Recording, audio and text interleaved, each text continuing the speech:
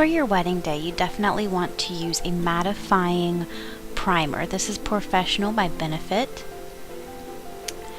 And then I have really dark under eye circles, so I am brightening those up before I even apply any makeup with the Anti-Dull L'Oreal primer. This is the Revlon Colorstay foundation. Don't use mineral makeup. Don't use anything with SPF. This foundation does have an SPF of 6, but you want to try to avoid SPF. It causes flashback in photos. And here I'm just using my matte concealer for under my eyes and in any problem areas and zits and everything that I might have on my face. Here I'm using the Magic Lumi highlighter. This stuff is absolutely amazing. It adds a really nice highlight without being shimmery, and it does not make your pores stand out. So you just want to highlight as you see where I'm highlighting here. These are the basic places on your face that you need to highlight.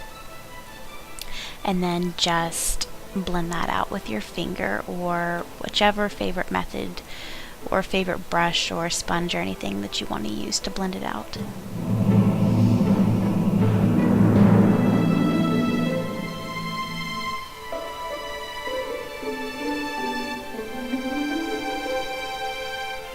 And then whenever you're done, take a translucent loose powder and go just where needed. You don't want to overdo it. And then take a kabuki brush and knock off any excess powder.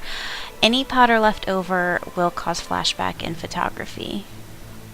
So just take a really dark concealer and you're going to contour. You want your contour to be a little bit more dramatic than you would normally wear it, because your face tends to look flat and washed out in photos. So to really make your skin and make your features stand out and look great, you definitely want to contour pretty heavily. And blend it up into your hairline, because you definitely do not want a line. And I am just making my nose look a little thinner because the bottom of my nose is a little bit wide. So just to make it a little bit more flattering looking, you know, especially for photography, I'm just taking that same dark concealer and concentrating that on the bottom side of my nose. And I am going over that with my bronzer. This is the Milani XL Duo Bronzer. I love it. It's very cool, it's very matte, and definitely does not look orangey at all. So when you're doing your cheeks, you want to make them look a little bit more rosy than what you want them to look in person. Obviously you don't want it to look like clown makeup, but you want it to look a little bit more rosy so they stand out in photos. This is just a liquid highlighter by Benefit. It's called High Beam, and it's really going to make that cheekbone stand out. Next, you're going to move on to your eyebrows. Don't skip this step. This step is very, very, very important. So I prefer the powder and angled brush method. And for the first very neutral look, I'm starting off with a light brown. It's very warm, kind of peachy color, and I'm just concentrating that into the crease. I'm going on the outer side and deepening that with that darker brown.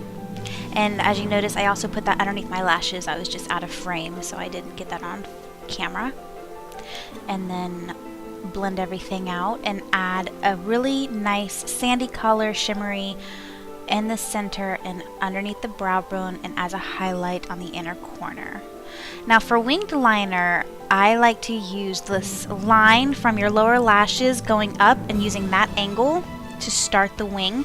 I also have a video on how to do like really super easy, foolproof winged liner. Anybody can do it. You can't mess it up. If the description or the video is in the description below, so be sure to check that out. And just perfect the tip if you're doing this freehand, you know. And then I think that false lashes are a must on your wedding day because they really make your eyes stand out in photography.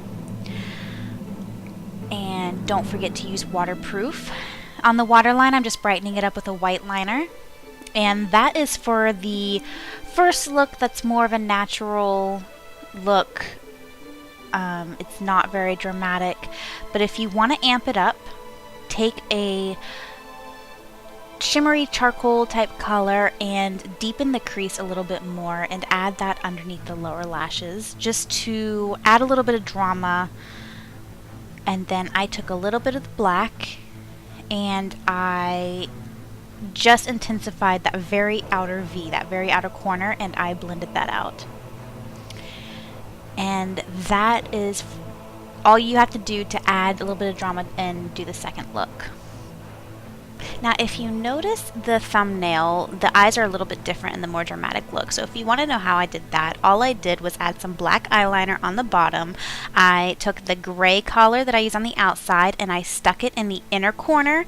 And doing that, I left the middle highlight alone, and that is all I did to achieve that look. So I'm going to finish up with a plummy lip color. Plum is flattering on everybody. It is my go-to color because you can sheer it out, you can make it intense, you can do anything that you want, and you can make it really look really good with your skin tone. So I'm just patting it with my finger, shearing it out, and I'm adding some of my Dream Lumi concealer to the top and bottom. I'm keeping it matte and satiny looking, and I prefer not adding lip gloss because it looks kind of weird in photos. So just to recap, that's the first and second looks. I hope you enjoyed the video. I hope you found all the tips really useful, and I will catch you in the next one. Bye!